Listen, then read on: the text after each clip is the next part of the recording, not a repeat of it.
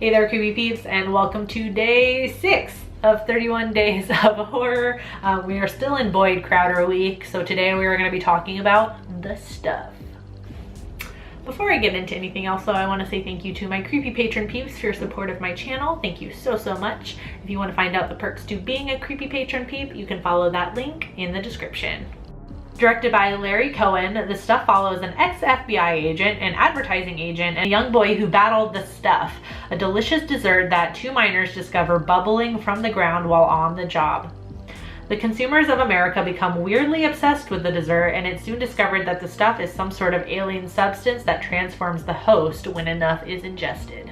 Alright, so the idea for the stuff came to Larry Cohen through a couple of different ways. First was him seeing a bunch of news stories about like consumerism and, you know, how bad the problem was becoming, and also a whole lot of food products being recalled because it was being found out that they were really not good for people. That plus the sheer amount of junk food that Americans eat, despite the fact that we know it's not good for us. So all of that kind of combined to give Larry Cohen the idea for this stuff.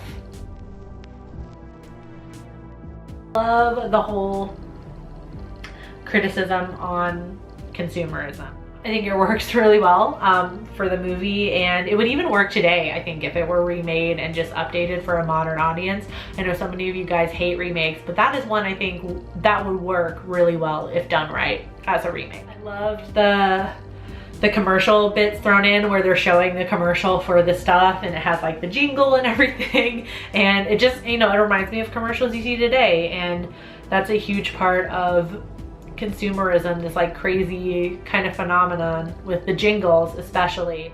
And it works within the movie because the flippin' jingle, the "enough is never enough" the stuff, was stuck in my head for like a week after I watched the movie.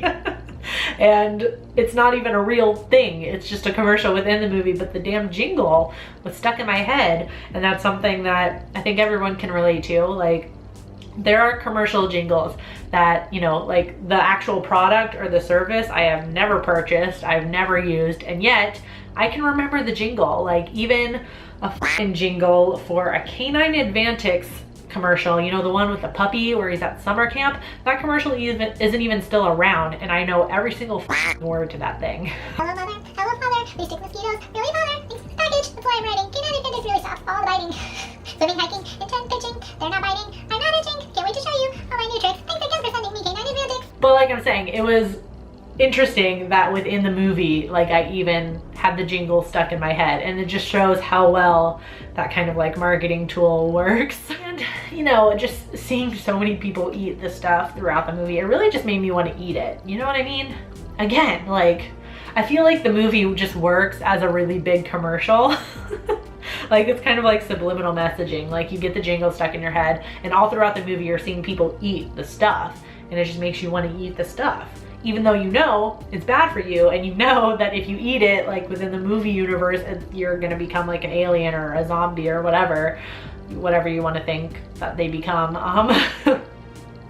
because of the, like, it's an alien organism, and yet I still want to eat it. It made me really want marshmallow fluff, because it kind of looked like marshmallow fluff. I know it wasn't. I guess I looked up the trivia for the movie, and it was like the ones that people were eating, it was like mostly like Haagen-Dazs ice cream, I think. But I think it made me want marshmallow fluff because I'm pretty sure Casey, aka Homicidal Homemaker, did a little, you know, bit on her channel about this stuff, and I think it was marshmallow fluff. Correct me if I'm wrong. I remember seeing it and I was just like, damn, that shit looks good.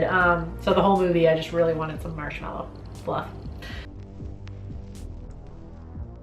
To my understanding, correct me if I'm wrong, the movie was cut down a lot by the studio, just because I guess it was supposed to be a little bit heavier, more dialogue heavy, more, not more serious, but just more like information heavy movie. But like, I didn't know that until after I, you know, when I sat down to write these notes. But while I was watching the movie, I kept feeling like something was missing, and I guess I was right, because, you know, it just seemed like between certain scenes, like the jump just felt much more present. Like Like if like just between certain scenes, like we'd cut to a new scene and I would feel like I missed something. And I was like, wait a second. And I guess I did. So I don't know if they actually filmed those scenes or what. And then they cut them, or if it was like cut from the script or something, and maybe the rewriting was not that great. Yeah, I don't know, it just felt like I was missing parts, and I guess it was. And maybe this is also because of the cuts that were made. I feel like the movie would like change tone from like comedy to like serious horror, comedy to serious horror. And I guess I also saw that the studio had wanted it to be a more serious horror, and Cohen had put in the comedy aspects. So I feel like those were never married. It never felt like a horror comedy, you know? It was either funny or it was serious and scary, or it was funny or it was serious and scary, and it just didn't feel like it gelled. It didn't feel cohesive, if that makes sense. That being said though, was the stuff worth it? Yes.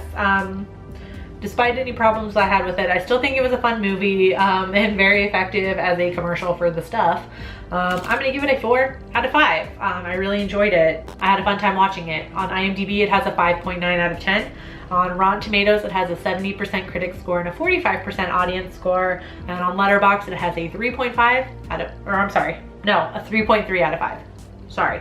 Obviously, you guys know how it is. I watched this on Amazon.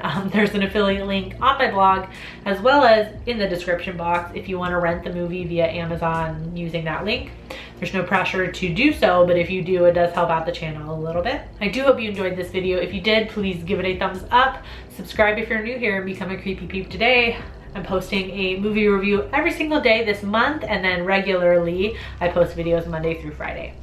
Thank you so much for watching, and until next time, stay strange. Bye!